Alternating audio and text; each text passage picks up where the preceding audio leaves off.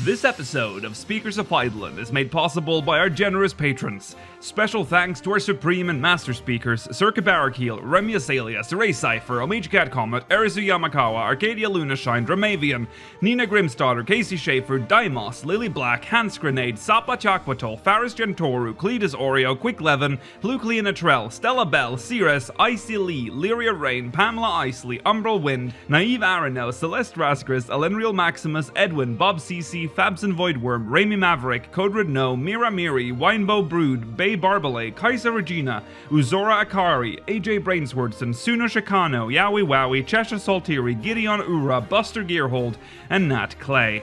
Support the show and become a patron today at patreon.com/SpeakersXIV. Thank you.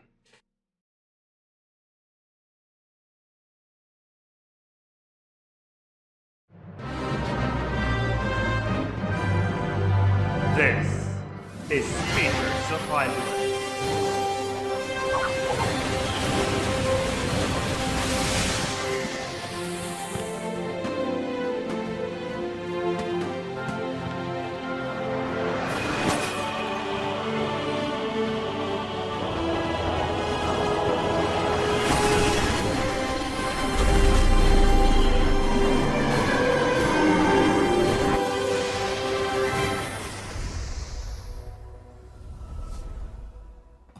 Good evening, Aorcians. Welcome to Speakers of Eidolon, episode 218. I'm Lakeel Bravestone, and I'm joined today by Georgi Wiston and Rollo Des. Welcome. It is October 24th, 2020. We are 1 week away from Halloween. Actually, next episode is going to be on Halloween. Oh. So, I had this. It's so annoying. It's not going to make it here in time. I was going to dress up as Picard. Oh. I got the full uniform, like the jacket uniform, like the one he wears. A bald cap. Yes! And a bald cap! But none of it is that. making it here in time. So, Hey, yeah. You can still shave your head. Are you dedicated? That would be very funny. I mean, I've said that I wanted to do it before, but no. Come on, for Picard. I don't think I'm gonna do that. But I'll paint also, my face gray like Data. Oh my god. I think the worst part would be I shave my head and then I don't get the costume in time, so I'm just appearing in like my normal clothes with bald. I mean, it's just a little red shirt he wears. Yeah. Just wear a was it a 2P wig or a 2B wig you wore? I wore a Rollo. wig. Yeah. Just wear one of those. What's extra sad is that now I'm going to be that guy that just owns a Picard uniform that I've never used. It's just there. Wait, is it like one of those, what are they called? Zenny suits or something? Where they're just like super tiny little suits that you put on and they just like are super tight? Oh, you know, like a full body? No. No, okay. It's actually, of course, I'm picky. I wanted a very specific one at the last, like, I think season 6 or 7. Picard goes from wearing like the standard uniform to like a jacket, like a red jacket, and then like it looks more captain-y.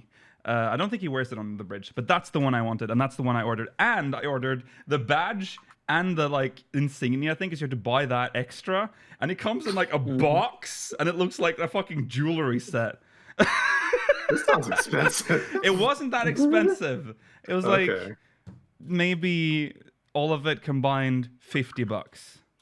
Oh, okay. Not actually that bad for a full outfit. It was sounding more expensive as you were describing it. Yeah, it was very... Yeah. It's probably going to look like shit when I get it, so we'll see. I'll show it when it arrives. Anyways, we haven't even introduced the episode. It is episode 219. Today's main topics, we'll be reading a Soken interview done by Twinfinite. We'll review the Make It Rain event, and we'll be reading MogMail. Now, we'll be reading MogMail first after recent events before we read the interview. So just to make sure that we can actually get through our backlog of MogMail. So we'll be doing that as well. Stay tuned for the post show. We'll be reading questions from the syndicate. I think we might. I hope we have some backup topics for the post show because there are like 3 questions from the syndicate this week. Mm-hmm. Okay, now for channel updates. We have an announcement to make regarding the 4th and 5th speaker. It has been it's been 4 months since we started the search, and we've sort of come to a decision. We've decided to cancel the process for 4th and 5th speaker, instead merging them into vice speakers. The reason for this is they kind of became redundant after we created vice speakers. 4th speaker isn't an original configuration for speakers. It was always 3, and then we kind of got 4 when we got Yas. I think that's the first like instance of like 4 people. And it was convenient because we could fill parties for minimum eye level, which we don't do anymore. And now we have vice speakers to fill parties, so it just doesn't apply. And there's so much work getting the speakers like up to speed and changing overlays, having things, there's a lot of stuff involved in converting it back to a 4-man show. Also for the 5th speaker, 5th speaker was a concept created. We sort of made the role before it had been fleshed out, and then we sort of canceled it and then baked it into the 4th speaker search, and then we didn't really know what to do with it. 5th speaker is essentially a vice speaker in everything but the name, and so that too is merged with vice speaker. We will not... also, let me just say that both the 4th and 5th speaker interns are vice speakers. They're still with speakers. So don't worry about that. So that's that. There will not be a search for the 4th speaker anytime soon. I'm saying now that we're merging 4th speaker with vice speaker. That's not necessarily what we're doing. That's what we're doing now, but we have to reevaluate if we ever want to bring the 4th speaker back because of all the difficulties. Okay, that out of the way. Moving on. We're sorry, we're a 3-man show still. Yes, we are a 3-man show still. Okay, so moving on. On October 27th for patrons, there's the 1.0 stream. That's at 8 p.m. GMT, 12 a.m. PDT. I don't know if that converts correctly, but we'll see. We'll move on. No, we will not move on, but we also have Patreon Movie Night on October 29th at 7 p.m. GMT, 11 a.m. PDT. We'll be watching something for Halloween night. It's kind of obvious already what it is if you check Movie Night chat. Okay. That's that. Okay. Let's move on to what we've done this week in 14. Who wants to start? I think Georgi started last time. Rollo. This week, sorry, got phlegm in my throat. I need to take my caffeine pills from the island countries. Anyway, I've been catching up on Boss Joe on my main. I got that to rank 9, so still need to do a bit more to get to the castrum. But yeah, I'm loving Boss Joe. I don't mind doing it again, honestly, because it's super quick and you get some nice shit to sell, make some money. Still haven't gotten a duel win. Maybe one day. I want it. Is there a title with it? I don't know, but I want it. I think there's a title for getting all 3. Oh, fuck that. I'm not going to get that. That last one's too hard. Yeah. Every duel has a title. Okay. Yeah. So you can just get one. Oh, yeah. I'll probably get Gabriel eventually, and maybe the second one. That third one looks too hard. I don't know, man. Even like good clear videos I've seen of it are like, you have to kind of cheese it and use the auto res stuff. And I'm like, Oh, really? At least from the one that I've seen like a week ago. I'm surprised it doesn't automatically end when you die. No, you can auto res in there. Yeah. So there you go. That's me. Okay, Georgi. I have also been catching up on Bozja on my main. Rollo was right. It is very fun, and I was not at all bothered about having to do it all over again. I also have to say, doing it mostly solo, it's much more doable solo than Eureka ever was. Mm-hmm. I definitely think that they weren't lying this time when they said that it was soloable.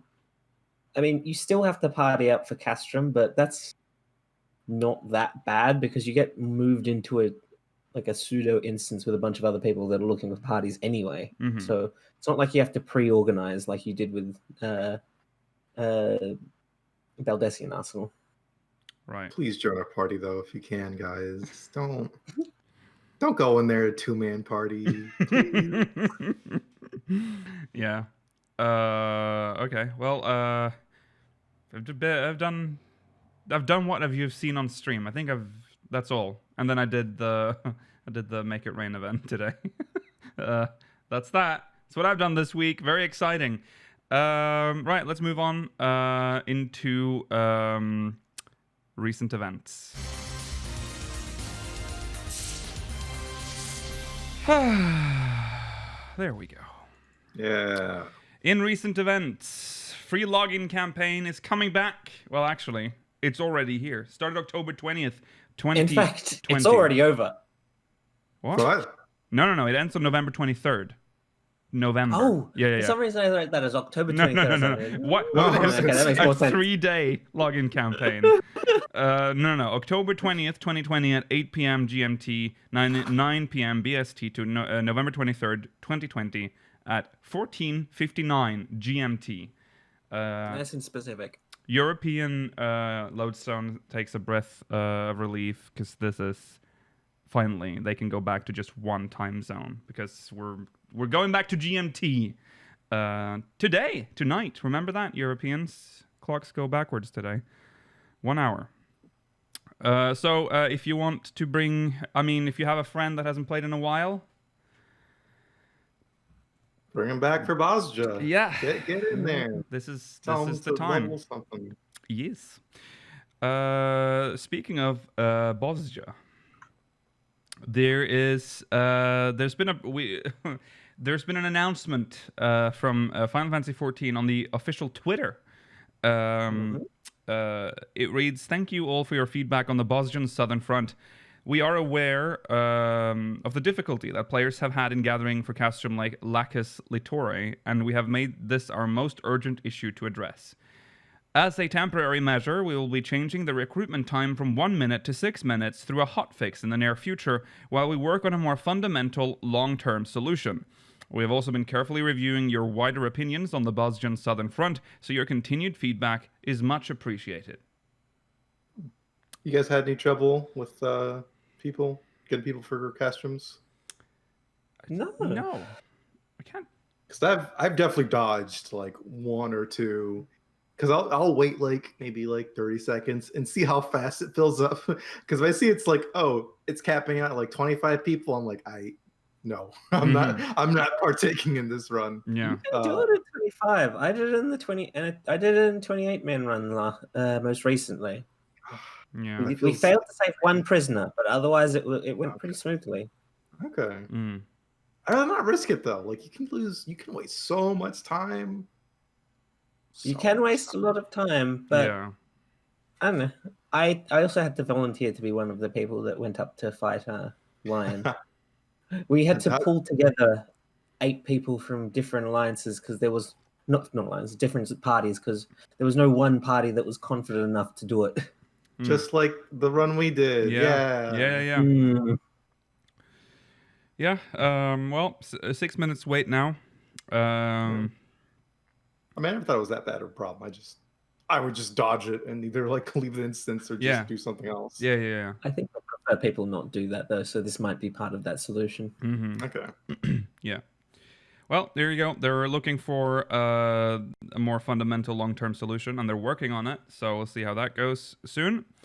It's time for our usual Final Fantasy XIV online store promotion, because that's what we do on this show now.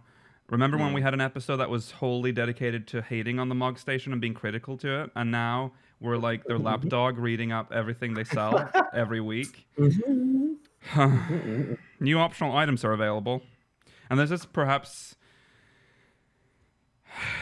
the worst thing. It's a long time coming, this one. A variety of new optional items will be available on the Final Fantasy XIV online store starting Wednesday, October 21st around 1 a.m. PDT. We're also pleased to announce the All Saints Wake sale, which will be held simultaneously. It's almost the most you'll see of the All Saints Wake event this month. During the campaign period, sale items will be marked down 30%. Don't miss this chance to save on spooktacular items to celebrate the season. Very quickly, I read that as spectacular items. Oh, Spock. I don't know a single Spock quote. Sorry. Live long and prosper. No. Remember when Spock went like, yeah, love Spock and ball torture. So, some of the new items. There's an Alphino, an Alice. It's an Alphino / Alizé outfit. It changes like depending on your gender, I believe. Okay. There's a picture of both of them. I checked on the Mog Station to see if they were separate, but no, they count as one outfit. Yeah, they are one outfit.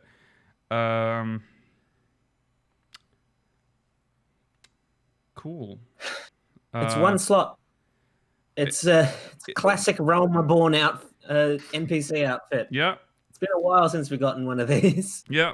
A lot more hip like rib and side leg showing off than I remember this outfit. Yeah. But in retrospect, this was a very strange outfit for Alphino and Alizé to be introduced in. Yeah.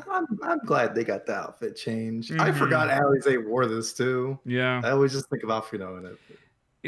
I guess they did wear it for a little bit. Or she did. It's so strange because they're like, yeah, this is their outfit that they're introduced to, and they're like the grandchildren of Louis Soir, and it's like, what is this? What does this outfit mean? Is this Charlian clothing? Just what they look like in Charlian? Because we've never seen anyone dressed similar to this coming from Charlian since. So weird. It always felt very out of character for me, for Alphino in particular. Yeah. It's like Charlian high fashion. That's what it is. I think the Mog Station calls this like a Scholastica outfit. Like it's like the uniform. Yeah. Weird. You ever look at the fucking like heels on this outfit, by the way? That's like, yeah, those are like soap shoes from Sonic Adventure or something. I don't know. Crying some fucking rails. You can also get the Sabotender emote, Senor Sabotender, the thing, and pretty much all of the All Saints Wake stuff. And would you look at that? It's last year's item. Yeah? Only available on the Mog Station. Nothing you cannot purchase. Well, I'm getting ahead of myself. We'll save it for when we talk about Make It Rain. But wow. It's cool stuff. You gotta pay real money now for any All Saints Wake item today, this month. Okay. To make up for the fact that you weren't paying the money last year, when you could have done the event. Mm-hmm. It should have been there. Yeah. Is what Square Enix said. Yeah. At least it's on sale, right? I think it's on sale. Is it? They said they only mentioned the All Saints Wake things being on sale, so I wonder if the the Senor Sabatender emote is on sale as well. I don't know. I don't think it is. I'm looking at it right now. It's just purely Saints Wake stuff. The sale is on right now, and it'll end on November 17th. So make sure if you want to whale out, you can do that now. What a perplexing message they're sending by putting the All Saints Wake items on sale when there's no All Saints Wake decorations in game. It's very sad. I dream of the day when we had that Mog Station episode. Those were the days. We had a little hope, a little glimmer of hope still. All right. Last update from Final Fantasy XIV Twitter. The Rainmaker. Yes?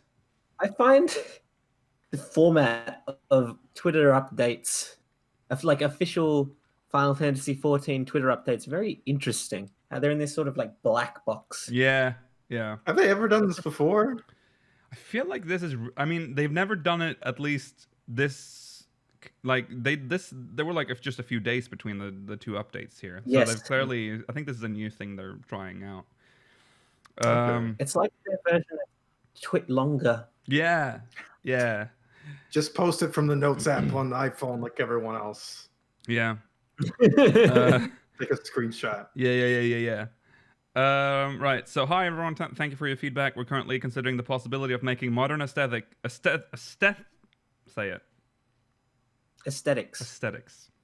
TH will override my brain at any possible moment to make it a sound, which is why Thomas, in my mind, is always Thomas. Fun fact. The Rainmaker hairstyle available as an optional item. Please keep an eye out for further updates. Isn't that fun? Huh? Making the Rainmaker hairstyle available as an optional item. Huh? That's fun. When was that anyway? Is that like 3 years ago now? 4 years ago? It was the year that they didn't have like an actual Make It Rain event. There was basically guys said, "Hey, go to the gold source. Yes. You're getting 1.5 times the rewards." Yeah. So 2017. So it was 3. Wow. It's taken that long for them to consider putting it on the Mog Station. Yeah. Well, Okay. It's kind of a good thing they didn't consider this beforehand, because up until this year, it was available every Make It Rain event. Mm-hmm. Oh, it was. So now This they've year, decided, let's not do that. Let's put that on the Mog Station instead. Oh. Well, in actuality, they decided to not do either, which was very strange. So that's strange. But now they're making, because it's been out so long, there's no demand. So they're building demand now for it. So they're like making you aware that it's not available in game now. It's not available in game now. Soon though, you'll get it in optional items, and you'll pay those fucking $5 for that hairstyle. You will like it. Okay. Speaking of Make It Rain. How did that happened? And it's still happening. Yeah, I mean, you definitely went to the Gold Saucer, and there was dialogue. Mm-hmm. I can say that about the event, that's for sure. Mm-hmm. It feels like I'm being reintroduced to the Gold Saucer all over again. Yes.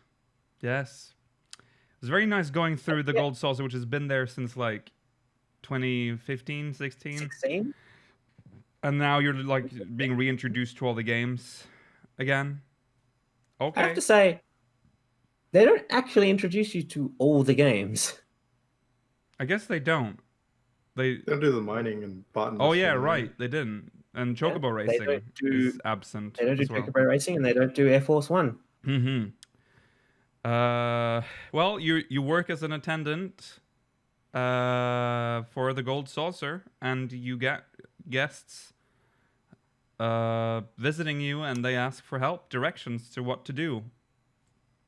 That's the event. You get well, for the main event, you get 5,000 MGP, and then the emote, which is nice. Mm-hmm. But the repeatable is so stupid, because you have to like bear through, like you have to do 3 like characters in like a scripted event you cannot skip. And you get for each quest, let's say that the quest takes 3 minutes. Let's say a minute on each character. You get 100 MGP. 100! That's how it was before, though, with the other repeatable events, right? It was just like 100 MGP. But it's so stupid. 100! You get more from doing like 3 rounds of like Kufakar. You don't need... This quest is stupid! But... And this is... okay, let me just say that the reason I'm upset is because they chose this over All Saints Wake. And some will say... But look here, the haunted house is there. Yes, the haunted house is there, but it's just there. Is that fucking Nosferatu criticizing you? Yes. Yes. Keeps DMing me. So, what do you think of this year's? I feel like I've said my piece. I'm done. It's an offensive. I mean, I don't expect a lot from events, to be honest. We got this because of COVID. We got like a fucking amazing patch. I mean, they push out new items on the Mog Station like fucking candy. They could make more than talking to people for like 3 minutes and getting 100 MGP. I just wish there was a bit more.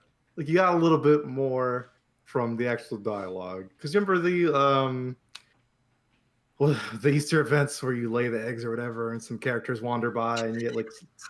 Where you lay the eggs? I don't know. I don't remember what you do in that quest, but you know, you have some locals come up and they say a little bit of dialogue, and it's like somewhat interesting, especially if you like know the character. Yeah. But here it's just like, I'd like to play a game that piques my interest.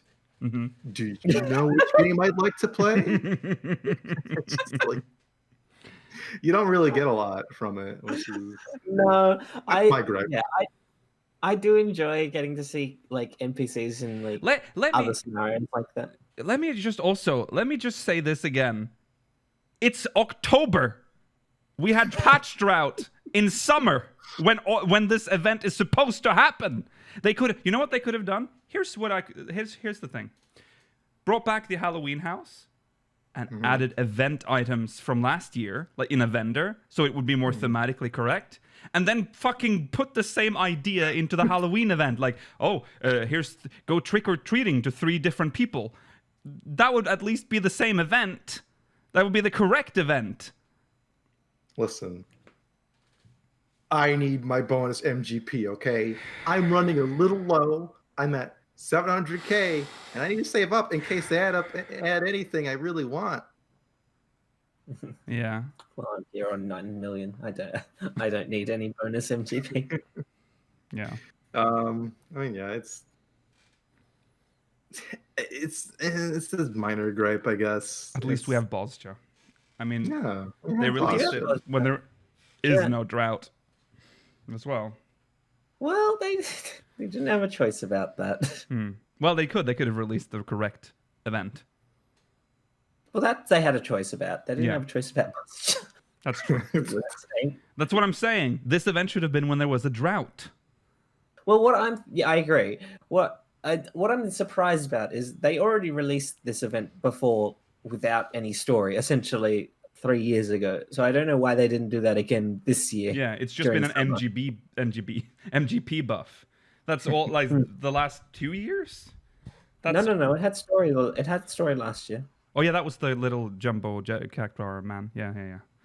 I don't like the emote, by the way. It's very the yeah, because we already have this is the ponder emote, right? With the but it's got with a yeah.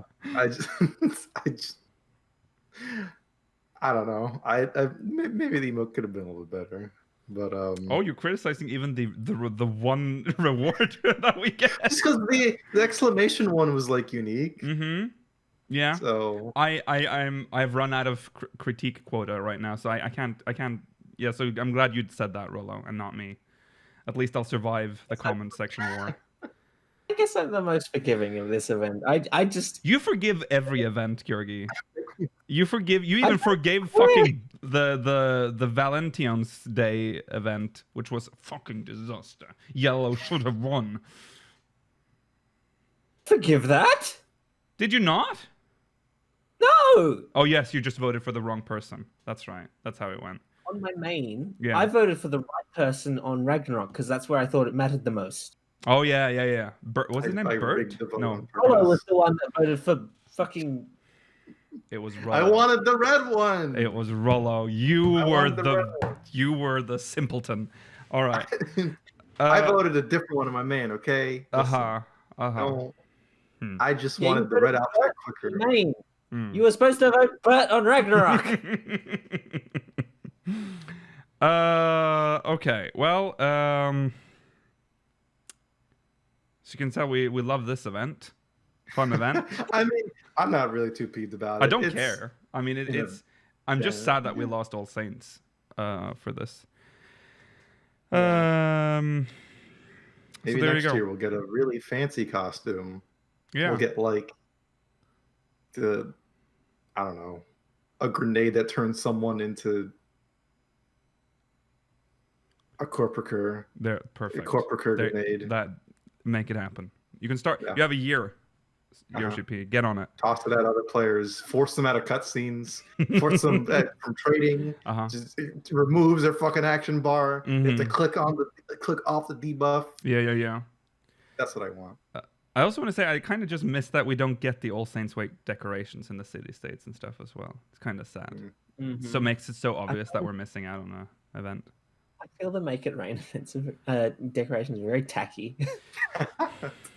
Of course, it Yes. is the gold saucer. Yeah. I know, but that doesn't change the fact that they're tacky. Mm-hmm. In terms of Make It Rain events, I'm surprised we haven't gotten like a Senor Sabatenda like outfit.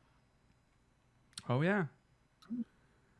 That'd be terrifying though. You'd have like It'd be big very- fat limbs. Yeah. Maybe they'll make it a Senor Gigantenda outfit. Oh. Yeah. They would probably Yeah, have get to like- make it like one of those items that you have to use and then you become it. Because I don't think they can rig the characters to like move No. like that. Yeah.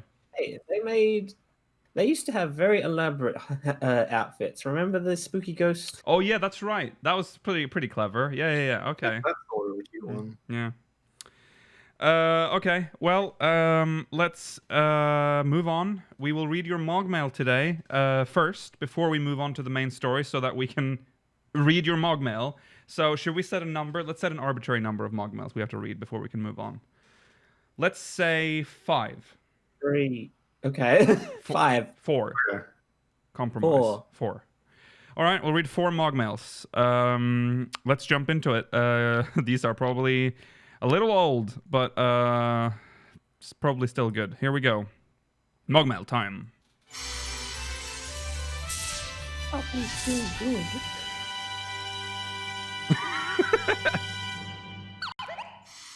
This one's from Yabusa Obinata from Typhon. That is probably too long. Yes.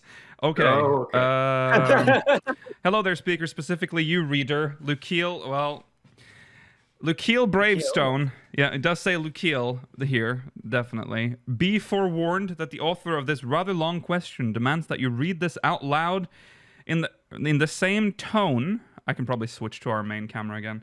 In the same tone and voice that you use for your 14 documentaries. Here we go. What a I like calling request. documentaries. Yeah, it's very. That's very. What a compliment. I Okay, here we go. Hello there. No. As we are currently reconstructing the firmament, what do you think will happen with the whole bundle of NPC, script, exchange, etc.? Do you think everything will remain as they are? A sporadic thought crossed my mind, and I thought it'd be cool to share and see what you guys think about it. In every residential district, you have at least one annoying NPC who sells old diadem coin exchange shenanigans. That, first of all, is irrelevant, and secondly, delete-worthy. But there is no such thing as a big exchange, nor relevance to be randomly teleporting into a district to craft your pitiful ass out and cry yourself to sleep over the Kupo sticker RNG. I can't imagine Ishgard residential area would be... I can't imagine Ishgard residential area would be, nor should be, any different from the other district areas. Would the quest to unlock the Ishgard restoration still exist for new players? What will happen with it once it's all over and done with? That, most likely, won't exist anymore once fulfilled. No, I think that quest you can take to unlock Ishgard restoration will be replaced by something entirely different. Under normal circumstances, the only valid purpose why anyone who does not own a plot, would go to a specific residential area would be for no other reason than to RP, ERP, or GPOS. When it comes to Ishgard's residential area, I cannot imagine that every NPC, custom delivery, and other events currently underway would remain intact as it is.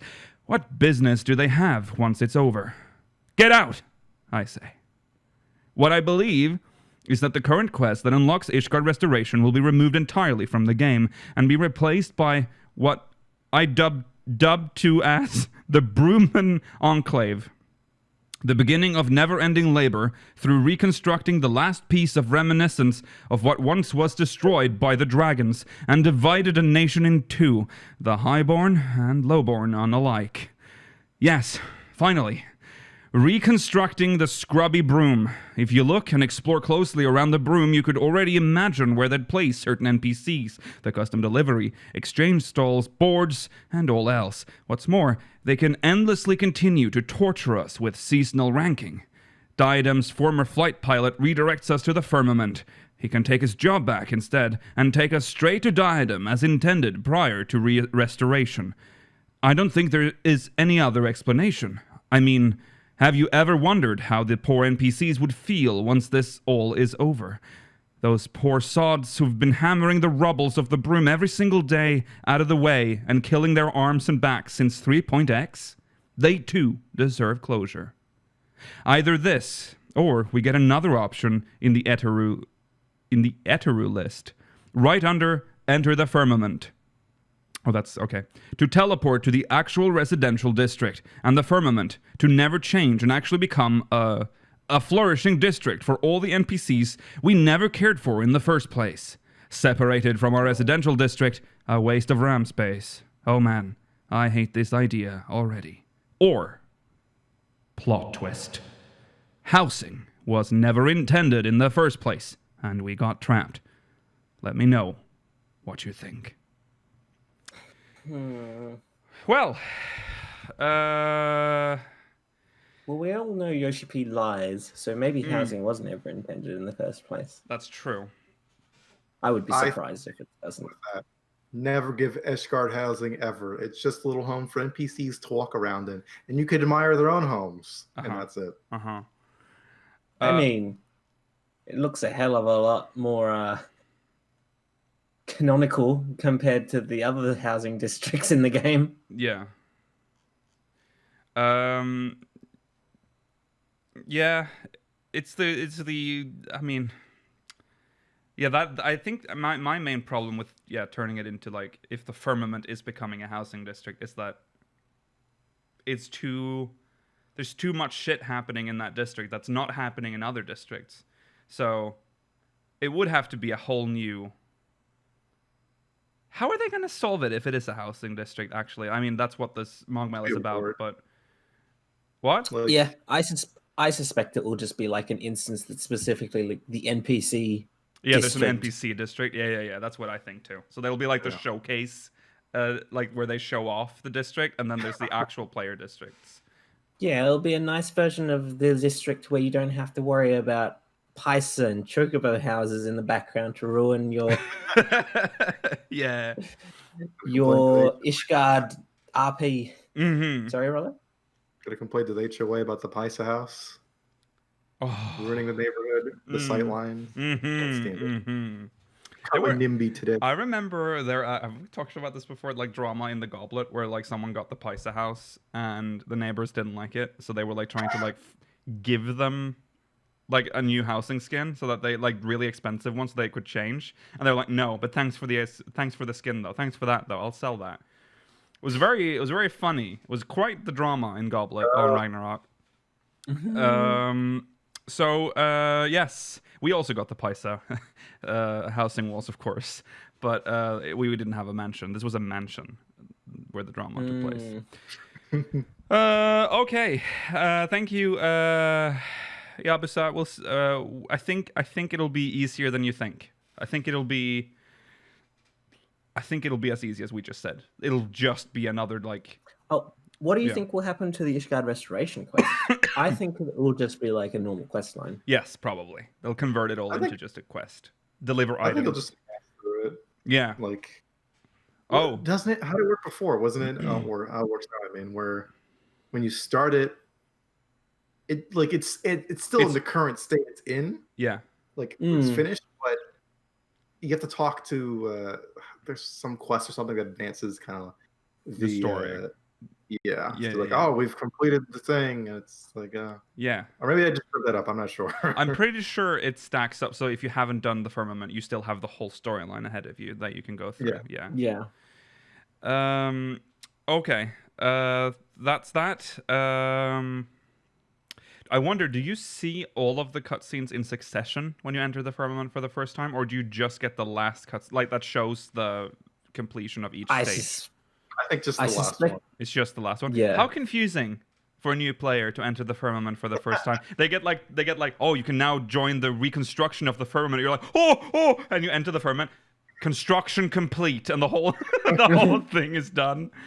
They might be able to. Yeah. Once the restoration is over, they might be able to instance it better, similar to the Doman Enclave. Yeah. So that it won't be as bewildering. Mm-hmm. That's true. That's possible as well. I wonder if they have already thought of that and like have a system in place. They can just flick a switch and it becomes like based on quest progression. Okay. Thank you, Yabusa. We'll move on to the next question. Coming up now from Moon Bunny-chan. Balmung. After learning that... What? Sorry, Crystal Boys, that's all. Oh, okay. After learning that Elidibus was Zodiark's heart, how he acted after becoming that, and the speculation that Xenos may now fill that role, it got me thinking that about Hydaelyn's heart. What happened to Minfilia and how she acted after joining with Hydaelyn was so incredibly similar that I think she took on that role. She started to act less and less like the Minfilia we knew. As time went on, would there have been less and less of her original self, to the point where she no longer even remembered, like, Elidibus? But that leads to the question, what happened to Vena?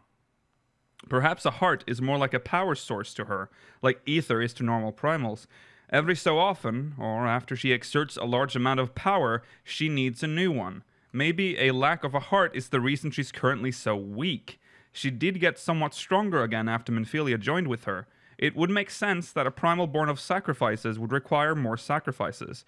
What if Hydaelyn's blessing isn't much more than a way to groom someone into becoming a heart, since what better way to get a willing sacrifice than to have a thrall who thinks of you as a benevolent goddess? Minfilia had no hesitation giving herself to Hydaelyn after all, and it's already been shown that the blessing of an echo isn't exactly what we once thought it was. I keep thinking back to Midgardsormr cutting our link with Hydaelyn, and his implications that having that connection wasn't a good thing. It's interesting. Every time Midgardsormr even comes close to the Hydaelyn Zodiark thing, it's just like a headache to think about. Yeah. How he and his fucking entire brood even fits into any of this. Yeah, I think we just need to like put Midgardsormr aside for a hot minute and just think about Minfilia. Minfilia. We don't really talk about this very often, but Minfilia did change when she became part of Hydaelyn. Like Minfilia is essentially gone. There is this Hydaelyn Minfilia now that we know, and it is quite similar to Elidibus, where Elidibus also changed, but Minfilia changed like that. Elidibus off screen too. Yeah, like very. Yeah. I mean, it was a Realm Reborn. That's true. In Heaven's Word, so yeah, I mean, they couldn't do everything they wanted, I'm sure, but no, that's a. It's just a weird thing to happen off screen. Yeah. And we also know that the way Elidibus changed was something they decided for Shadowbringers. They had like, I don't think they thought about that when they made Minfilia to like Hydaelyn's puppet. But I wonder if they looked back on that, and that's why they made Elidibus the way he is. Maybe we're supposed to draw parallels to that Minfilia is similar. I would also say that once Minfilia goes to the first, she becomes a little bit more herself again when she's not directly tethered to Hydaelyn. Yeah. So I can sort of see this theory being true. It then leaves the question what happened to Vana if we're to go with that theory, because Vana is supposed to be the heart of Hydaelyn. Is Hydaelyn then using her, like the MogMail points out, like theorizes, as like a power source more than a puppet, like Elidibus was? We don't know. My current theory, which I've seen nothing to disprove or prove, is that Vana at some point separated from Hydaelyn and is in some position of power at Sharlayan. I think there's too many connections between Sharlayan and like the ancients for there to be like no connection at all between them. Yeah, the connection between like the design of Sharlayan stuff is, it is eerily similar. So it doesn't necessarily have to be Vana. That's just my current. Yeah. The fact that there theory has to be some sort of link between Sharlayan and Amarat, or let's go. That's the only design stuff we've seen, is so striking that I would be very surprised. Well, actually, I don't know what I would be. I would be very happy if this got confirmed, because, I don't know if that's gonna... What did you say, Rollo? He said, "Do you think we're gonna hear from Hydaelyn soon?" I think so. She's been gone. She's been quiet for very long, and for being like Hydaelyn's chosen, why are we not hearing from Mama Crystal? I mean, we're back from the first now. Maybe she can't reach us in the first. She doesn't have the word of the mother anymore. No. How come they really didn't tell us anything? She needs a new word of the mother, probably. Well, Minfilia is where Minfilia is. Where is Minfilia now? Was it implied that she just fucking gone? She just fucking dissipated in that after that event? I think Minfilia and Reen I thought she was. Together. Oh, I thought she was just like given a part of her in there. So the whole of her is in there. Yeah, I think they merged together, and it was just the decision was who would be the dominant, or the only personality within her. Right. And then Reen was like, "I'll be me. Goodbye." And then she fucking killed Minfilia. Reen killed Minfilia, confirmed. You don't like her? No, that makes her a hero. She did it. So yeah. Right. Anyways, what are we on about? Yes. We'll see. We need more Hydaelyn lore now. Hydaelyn, please send us a message. Send us a message, Hydaelyn. Give us a sign. Yeah. Okay. Right. Thank you, Moonbunny-chan. 5.4. I feel like I'm feeling it. I'm feeling that's when we're getting some more Hydaelyn lore. All right, next MogMail. From Kieran Shia, from Mateus. Hello, speakers. So I was thinking about the future of the game, and once the firmament has been completed and presumably made into a housing district, then what? Oh, a similar one. Ishgard restoration has been a huge boon for crafters and gatherers alike, but surely it must end eventually. Then I had the idea.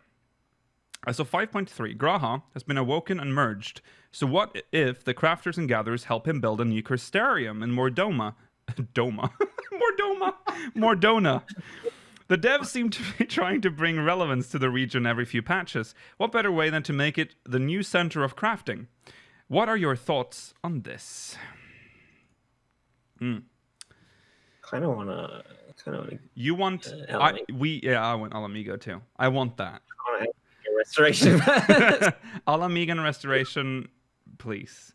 But more focus on Doma. No, stop. Mordona. More focus on Mordona is something I want, because I still think the story will start to focus on that. That's my dream. That's my hope. With the sound and all that. But yeah, I think it's more likely we're getting Ala Megan Restoration than Mordona. But Gelmoran Restoration. No. Sorry, what? Gel. What? I don't know what that is. Is that from a different game? I mean, I feel like we're definitely get more crafting content in this style, I would say. I don't know if it'll be the extent of like a new housing award. I don't know if that's possible every expansion or something, but To get a new housing award. I just need an Ala Megan housing award. I feel like we might the crystalline mean might get some attention next expansion for that, because like I don't know, wouldn't you want to help out over there? They lost Grahatia. The crystalline mean has like 6 quest lines already that you've already helped them out quite a lot. Yeah, Yes. but then like next expansion you come back and be like, hey, so we're expanding and we're gonna make a little crystal bubble for you to live in on the side. New development in Lakeland. And that's how you get I'm gonna be open to all theories, Rollo. So I'll say that might happen. Yeah, that might happen. There's gonna be purple trees everywhere. Yeah. I just find it hard to believe that we're going back to the first again in 6.0 to do. Well, we might do for some smaller tasks.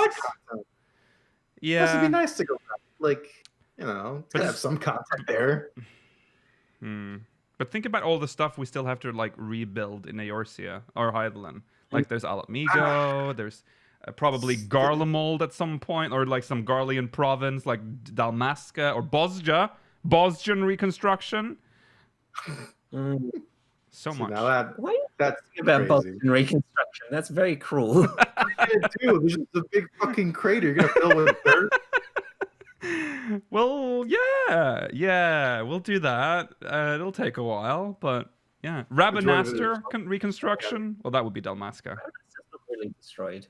Dalmasca is the capital. No, sorry, Rabanastre is the capital of Dalmasca. Is the country? The kingdom. It's the Yeah. Dalmasca is the kingdom. It's the equivalent of like the Black Shroud or Thanalan. Yes. Except they specifically refer to the entirety of Dalmasca as the kingdom of Dalmasca, whereas the Black Shroud is like domain. Like what is because the city state is Gridania. Gridania does not. Well, what we've been through this before. I now remember that we've tried to like just like. Don't they say that? Don't they say it in the second lore book about the regions? Is it regions? I think it's in the second lore book. Yeah, not the first. It might. I feel like we've opened the lore book as well and gone through this like a couple of years ago, but it's weird. Boy, comparing it to the 12 stuff too makes it a little confusing. Yeah. Shroud would be the name of the forest. Yeah. But like take Thanalan, for instance, which is the name of the region in which Ul'dah exists, but the region is not called the Sultanate of Ul'dah. That's just the city-state, right? But then it has hamlets, which belongs to... See, it's difficult. Ul'dah has like authority over pretty much all of Thanalan, and same with Gridania over the crowd. Right. So is it like... Well, it's just a region. They govern the region when the city-state is in the... That's the capital. Ul'dah is the capital of Thanalan. And you guys will let me talk about states. You guys talk about fucking state borders. The fuck is this? Well, a city-state is like a different... It's like a city that is a state, but did they not think about this when... Why isn't it... That is... Imagine ruling like a nation, and then you're like, well, we only govern. This is our nation, this city. But we also govern that hamlet over there. It's like fucking Lion King. Everything the sun touches. Okay. Right. Anyways. Slightly unrelated note. Well, slightly related note. It still bothers me that, like, for the Royal City of Rabanastre and, like, the Balkan Southern Front, for the region, it just says question mark, question mark, question mark. We know where the fuck they are now. Yeah. I think that's so funny. That brings us back all the way back to when we got Royal City of Rabanastre, when I was theorizing that was going to say Dalmasca. It should. It had like a weird map icon too. What did Yeah, it, like, with a question mark. And that is 100% going to just be Dalmasca in the future. The question mark map. I hope so. Yeah. I hope so. Yeah. Eureka still uses the exact same question mark. Yeah, Their yeah. chat is- Which is Oh, weird. is it? Okay. I don't know why it does that. I guess, why does it say Isle of Val? I mean, we know where it is now too. It showed up. Yeah. They're so, why is being, okay, it doesn't matter. Okay. Thank you, Chiron. Last MogMail is coming. Okay, there she is. Not now. Not now. Oh no. Deleted the MogMail. There we go. Next MogMail coming up now. Remia Salia from Cactuar. After learning that Lidibus was Zodiark's heart, how he acted after becoming that, and no, I'm reading this. Sorry, Tifa fucked everything up for me. The sunken temple of Karn is dedicated to Azema the Warden, goddess of the sun and inquiry. In the dungeon, you collect 4 keys, 2 optional chambers near the end, and 2 of these keys are used in the final area to unlock the boss room. Those keys are the Flame of Magic and the Fruit of Knowledge. The recent and of the time of writing Tales from the Shadows story tells of Azem quelling the volcano of an island for some grapes, specifically transforming the ether or magic of the coming eruption into Ifrita. The Fruit of Knowledge's little picture is also a bunch of grapes, or maybe a strawberry, which would honestly be much tastier but less fun for this MogMail. There's not so much a question here as much as a point of discussion, and I thought you guys would find it interesting. Take care and happy loring, Remy. Thank you. Well, that is a fun coincidence, I think. I mean, the fruit and flame is the Belladine coat of arms, isn't it? Or is it Sildi? Yeah. It's Belladina, yeah. And then Sildi and Uldar took 1 each, and then they had the other one as well. Yeah. So, yeah. Cool coincidence. But that is... I think it was definitely on purpose they did that. Like, when they're writing Tales of Shadow, like, what callback can we do to whatever little Azim lore we have right now? Yeah. The grapes. Yeah. I definitely see Azem, like, being the kind of characters like, yeah, this can be my simple. I'll travel with a picture of grapes representing me. Based on what we know of how much he enjoyed, like, trolling Emmett Selk, I can definitely see this is the kind of thing he would do. Yeah. He or she. Yeah. Okay. Yeah. I don't know if there's anything else to add to this. We've talked about this story a couple of episodes ago. It's quite funny. Maybe to bring it all back to the Holy Trinity theory for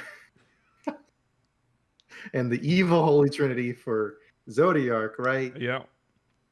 The grapes of wrath and the fruit of knowledge, forbidden. Azem was the serpent, the garden of I'm going nowhere with this. I'm done with that theory, Rollo. Wow. Woo! Wow. Come on, evil Holy Trinity. That theory is getting some legs now, huh? Wow. Sure is. Okay, well, that's I guess that's the end of MogMail. Thank you to those that sent in. Remember to send in a MogMail. speakersxv.com/mogmail. And now this is really strange, but now we jump into the main story. So let's play the MogMail intro at the end of this to have like an end. We never do this, but let's do that. Okay.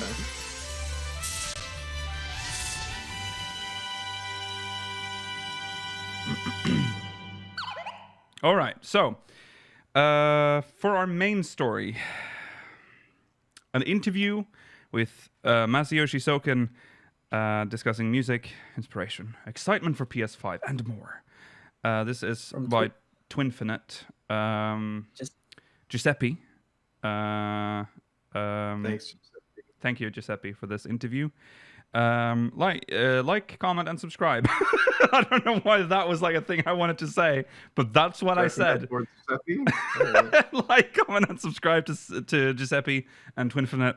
All right. Final Fantasy XIV continues its successful cavalcade, and its stories continue to map an emotional journey for many players around the world. Yet, we often forget that these emotions are supported and often even sparked by the game's music. To learn more about how the soundtrack is created, Twinfinite spoke with Matthew. It's like my teeth has grown. Like, I keep making the sound where there is no reason for it. I was about to say Masayoshi Soken. Uh-oh. What is wrong with me? Masayoshi Soken, a composer whose storied career spans several notable video game IPs, including his excellent work on Final Fantasy XIV. Are you still working from home? Your favorite question.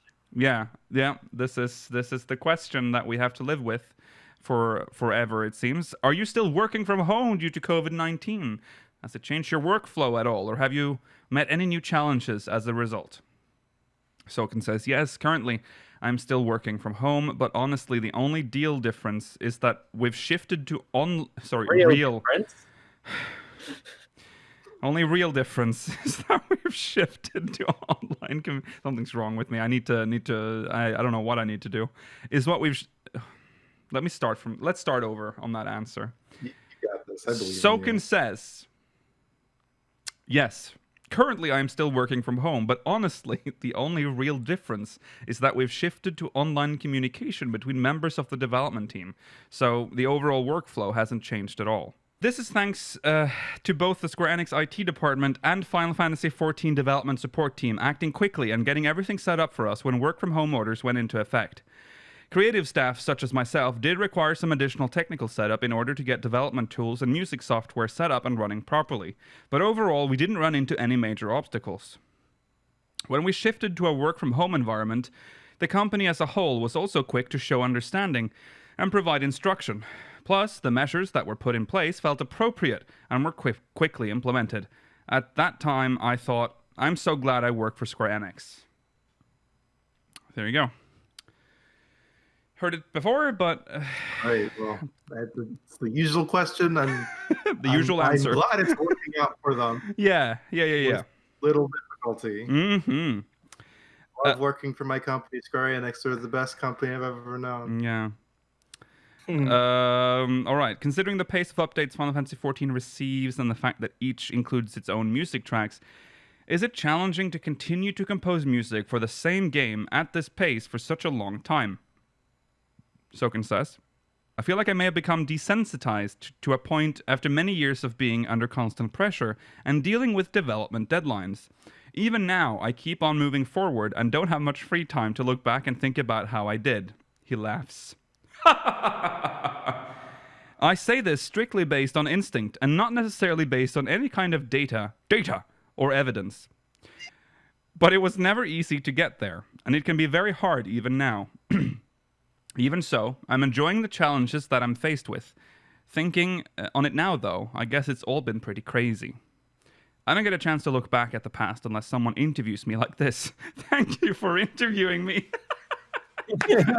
Never thought about myself ever. I just live in the present. There were more Soken interviews, so thank you for interviewing him. Mm-hmm. Thank you, Giuseppe. Yes, it's always interesting to hear from him. But there's like very few interviews with him in general. It's kind of ask so many questions just about like how he chooses to compose like almost any song in the game. Yeah. It's kind of the same how I felt the same about Uematsu. Is that they rarely interviewed him. They interview him now when he's like done with everything. Like he's not really working on Final Fantasy anymore. Now they roll out the interviews. But there was I wish we could get more interviews when he was like working on the games. We still have to watch. We definitely should watch that 1.0 making of documentary that came with the collector's edition, because there's an actual I've said this before. There's an interview with Uematsu where he's like supposed to talk about the process that he's in the middle of during the filming of that episode or that documentary, and it's very vague. It's very vague. People in this 14 team that you want to hear more interviews from, because we normally get Yoshi P, occasionally Soken, Koji Fox. Yeah, those are like a major. Where three. is Koji Fox? Good question. He's been gone for a while. They put him in a cage. Yeah, but it's well, okay. Well, we can't say 1.0 people because there's a lot of those. I want more with Komoto. He's the chief. Oh, what's his title? He's something. But the reason I want him to talk is because he has worked on both 1.0 and Realm Reborn as well. But he was the old director of Final Fantasy XIV 1.0. And I would be interested to hear how different it is to work on a Realm, or how different it was to work on a Realm Reborn. Because we only hear Yoshi P's side of things, but Yoshi P was a new person that came in. Komoto was there from the beginning. Like, you always see pictures of 1.0, like with Tanaka and Komoto. There's those two. They were two separate jobs back then. That would be interesting. I might hear more from Ishikawa. That'd be nice. Who? From sorry? Ishikawa. Ishikawa. Yes. Yes, I agree. Yeah. I think she's only on the panel, right? Yes, she did the panel. She did some interviews after that. We've covered a couple of her interviews. Oh yeah. That and the Banri Oda is also one. The other main scenario writer as well would be cool. Is that the Game of Thrones man? I don't want to hear from him. that's the lead. Like, he writes most of the MSQ.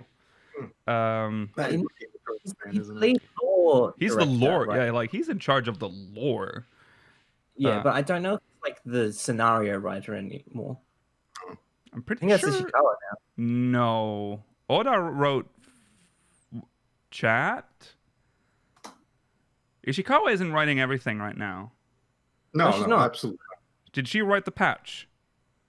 Did she write the patch story? I thought she only overviews of all three of them is what she said. Okay, so she is the lead MSQ writer for the whole patch. She wrote 5.3. I thought she only did. Oh, she overviewed 5.1 and 5.2, and she wrote 5.1. Okay, I see. Okay. Yeah, I think those are the people I would be interested to hear from. Okay. Considering actually, an interview with Foxclone would be interesting. He's also like always been there, but like what is his like work day? Well, he's a community director. Yeah, that is like what is his work day? Yeah, like what does he do outside of like live like he is the community, like he's the head community guy, but what does that mean? I would like to see. He's in charge of duty commenced. Personally, he's not in charge of duty commenced. All right, next. Considering the content of the game, you often bring back beloved music from past Final Fantasy titles. What is your process to breathe new life into these tracks? Soken says, I do think that the music of Final Fantasy is Mr. Nobuo Uematsu's music. Whenever I reference or arrange a song for 14, I pay the utmost attention to not break the overall feel of the original song. This, of course, applies to the creation of the track itself, but also involves being mindful of the situation or scene the track will be used in-game. This is because Final Fantasy songs from past titles have already been burned into people's hearts alongside their own special gameplay experiences. I am very careful to not disrupt these memories of the players, but I also try to deliver new emotional moments and excitement through 14 and that gameplay experience.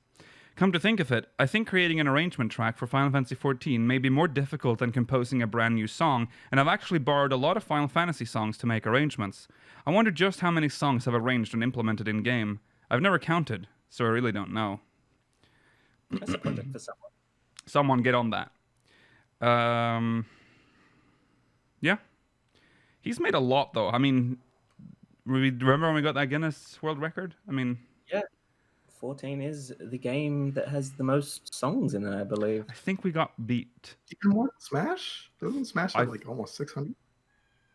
I think it's original compositions for a game. Yeah. Oh, okay. Yeah. Original song. That Yeah, makes sense. yeah. Smash only has a certain collection of songs that are original every game, whereas the rest are collections from old Smash games and the original titles. Yeah, I think RuneScape 1 took that title from us again, which has over 1,000 apparently. So yeah. RuneScape, our biggest competitor. I mean, RuneScape has they have a few years. They're a few years senior. RuneScape? What? They're still making music for RuneScape? Yeah, I don't know. Yeah, RuneScape's still going on. Yeah, I don't know if they still... Threescape.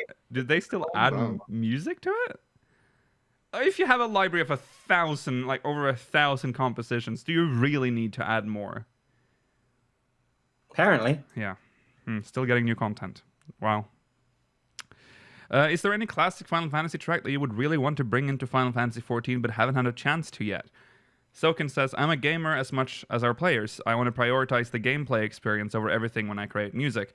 There really never has been a situation where I already had a song in mind that I want to bring into the game.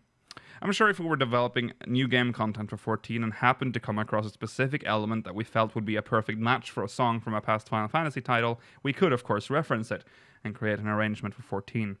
What is your answer? I don't think... Yeah. There's so much focus on like bringing old Final Fantasy tracks into 14. I kind of like it when they make new music in this game. Great. On that note, bring Crazy Chocobo to 14. What? Crazy Chocobo? Yeah, the classic song. So you think you can ride this Chocobo? No. Please don't bring that. I don't want that in here. No. Put it for Chocobo Racing only, though. No. Okay, maybe for Chocobo Racing because no one does that content, so it will never be acknowledged. Right. What is the strangest or most unique instrument or sound that you ever used for Final Fantasy XIV's soundtrack? That would be... What? It should be the didgeridoo, right? Is that what he says? We'll see. No. Perhaps perhaps the sound of the bass drum we used in the Chocobo Racing track. The instrument used here, by the way, was a trash can that was at my desk. I wanted a slightly comical boko sound. So when I saw the trash can, I thought to myself, yes, this is it, and tried it out. The result was great. Another might be the maracas you hear in Costa del Sol, in the Costa del Sol theme. That is actually the sound of some pills inside an empty cup noodle container. That's cute. Nice. I've seen even in the Shadowbringers documentary series they put on the channel. You see him.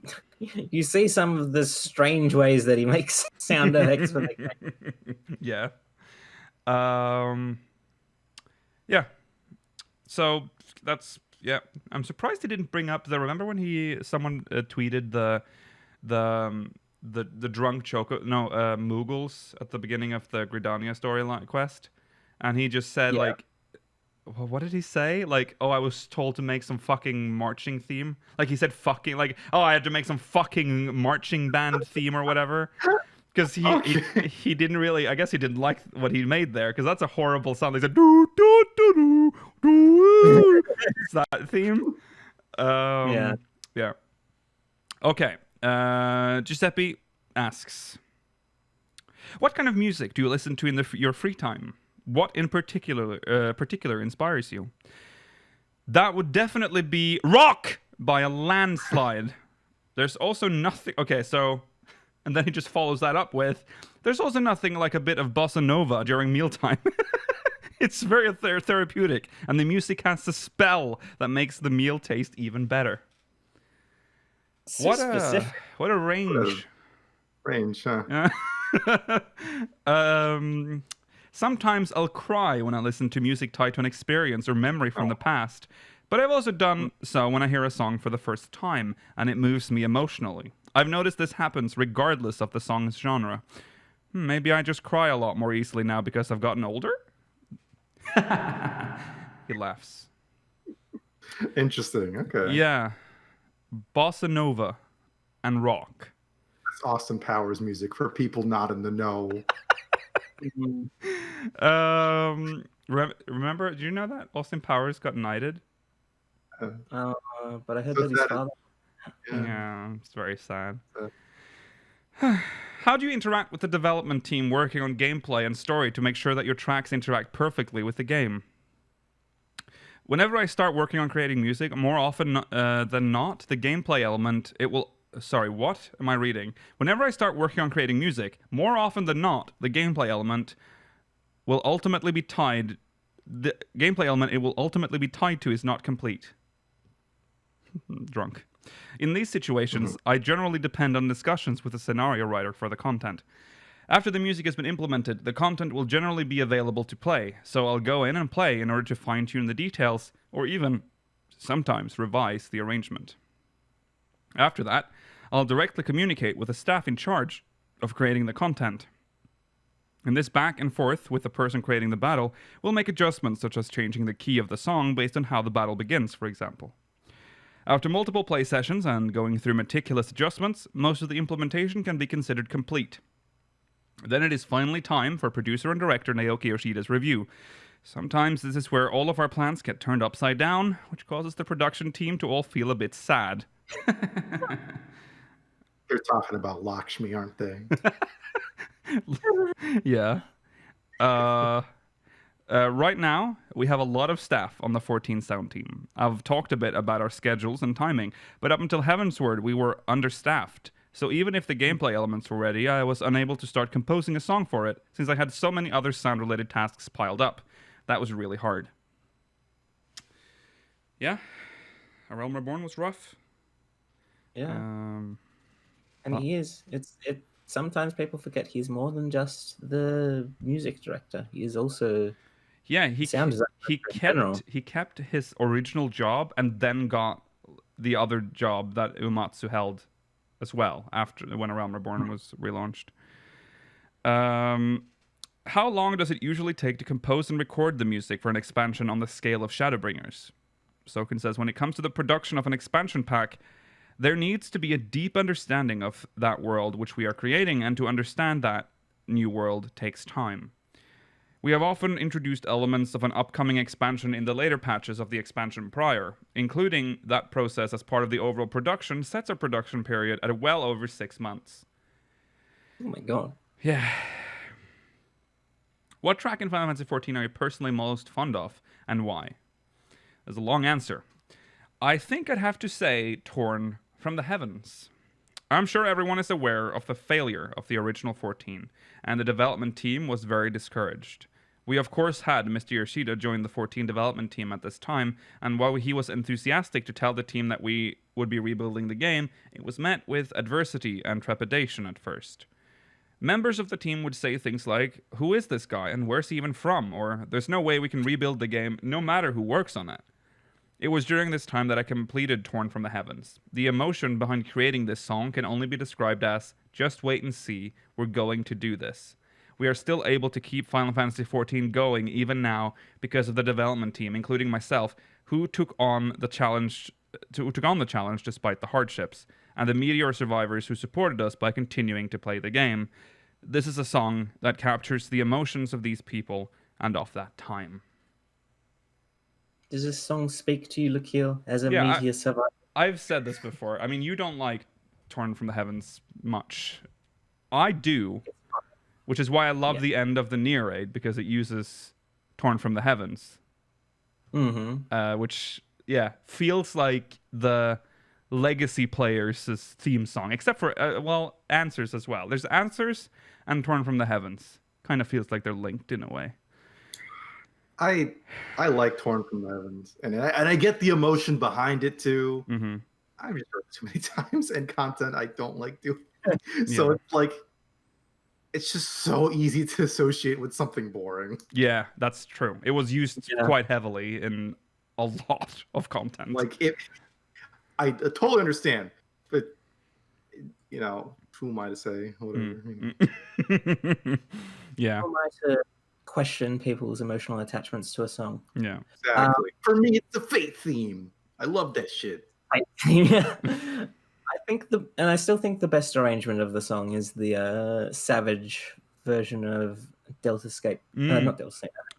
Yes. Outscape 4. Yes. That's pretty good. Yeah. Okay. The PS5 is coming soon, and it appears to have unprecedented audio features for a console. As a developer working on music, how do you feel about it? Soken says, when we transitioned from the PlayStation 3 to the next-gen PlayStation 4, many systems, such as the graphics, game controller, and online systems, all evolved greatly. But it felt like the sound side of things didn't see much in terms of technological advancement. This is purely from my personal perspective as a game audio developer rather than a sound director on 14, but I am excited for the updates being made to the sound systems and seeing what they can bring to the table. One of the reasons why I continue my career in game development is because I get to work with the latest cutting-edge technology. I would love to dig deep into this new tech and see what ideas I can come up with to bring a new experience with sound to the people. Even now, I can't contain my excitement for these possibilities. And that's it. That's the interview. That is interesting. Thank you, Giuseppe and Twinfinite. It's interesting with the PS5 because the PS5 has audio. It's such a easy thing to not think about, the fact that audio is technology as well, and that can be improved. But it was never a feature in PS2. I guess PS2 audio would get a little better, but PS3 and PS4. Did you ever hear anything about audio improvements? No one cared about that. But now there's this thing is, yeah. What audio? Maybe not a loop, but what audio improvements would there be to a PS5? The last time I've heard a lot about audio of big game-changing improvements, it's when fucking sound blasters were coming out. Yeah. It's wow, you don't have to listen to shitty midis anymore. Well, sounds amazing. Since then, it's just been the PS5. PS5 has a very advanced audio engine, apparently. So it has they have this they've used a machine to look at people's ear shapes, and then the PS5 when it releases will be able to you can try to find your ear shape. I don't know how they'll do that. He explained it, but when they figure out what kind of ears you have, it'll be able to provide a surround experience without needing any special stuff. You can literally just use your TV speakers, and it'll be able to shoot the audio out correctly so that it hits your ears. This sounds so fake in corporate magic. No. They show no. It's from that really boring keynote where he very clinically just showed everything. He showed all the data. He showed all the how the hardware worked. It was very, very boring, but it was beam audio. It's not. Well, that's what audio is. That's essentially sending out sound waves and then bumping into your ears. 3D audio is what they called it, I guess. But yeah, apparently audio engineers and people like Soken are very excited about it. So it must be cool. Does sound like magic. Yeah, they are promising surround even if you don't have a surround system. Essentially. So we'll pretty see. Big. Well, that's a big leap. I guess that's cool. I guess it's the only leap I can imagine for audio right now. How else can you improve it? You'd buy better speakers to get better audio, right? Yeah. I feel it's. You can imagine. Oh, this is a good thing you're not working on the progress of technology. That's true. Well, actually. Yeah. Does it even matter? We all play on PC anyway. That's also true. But I mean, what 14. consoles will sometimes spearhead technology that will then later be taken into PCs. But all wearing headphones. Yeah, but they also said they're wearing- working on having that work on headphones as well. You can get headphones today, like these ones. What? I think 3D audio already works. No. These, yes, but we have like general, like fake, like surrounding headsets, right? But what the PS3 is supposed to do is to know it better. I can't explain. Didn't make this technology. I mean, no, I'm just curious. Yeah. What I was going to say is, there are rumors, it's nothing confirmed, but it's probably the case that Soken is working on Final Fantasy 16, so that would explain why he might be excited about this in particular, rather than just for Final Fantasy 14. Yeah. Okay, I'm just going to read this tiny quote, so that everyone knows, since we brought it up. Rather than use a 3D audio technology, such as Dolby Atmos, which is some of what a lot of people have on their headphones, Sony has chosen to develop its own proprietary 3D audio format for the PS5, just as it created the 360 reality audio format that it used for music. In short, the PS5 should transform your gaming experience through 3D audio. Indeed, Sony says the effect is so powerful that you'll be able to hear where individual raindrops are landing in a game's environment. I can't do that in real life. No. My ears aren't that powerful. Oh my god, this website has like 50 million pop-ups. Please join our newsletter. Oh, you're using an ad blocker. How about, would you like to join this? I need a podcast just about everything that annoys me about websites today. That's all I need. It'll be like the Chromecast. Excellent. You can call it. I'm sure that will go down fine. I'm sure there'll be no legal issues with that. The Chromecast. Why is it Chrome? Because it's a browser. It's just a Okay. browser. Or I could be Edgecast, I guess. Ooh. Oh Is yeah. it called Edge still? Did they change it again? Is it Internet Explorer again, or is it just Edge? It is Edge. Or it's a different browsers. They I made a miss- whole new browser. I miss Internet Explorer. I miss just Internet Chrome. Explorer 6. Okay. Anyways, that's the end of the episode. Thanks for watching, everyone. We'll be back next week, same time, same place. Remember to stay tuned for the podcast, the post show if you're watching live. If you're watching on demand, then too bad. We'll be back. Well, unless you're a patron, then the post show is about to begin. We'll see you tomorrow for whatever we're playing on tomorrow. And we'll also see you on the post show if you're watching live. Okay, that's it. Goodbye. Oh, no. Bye. Follow on Twitter at SpeakersTV, Twitter, whatever. Bye. I'm drunk.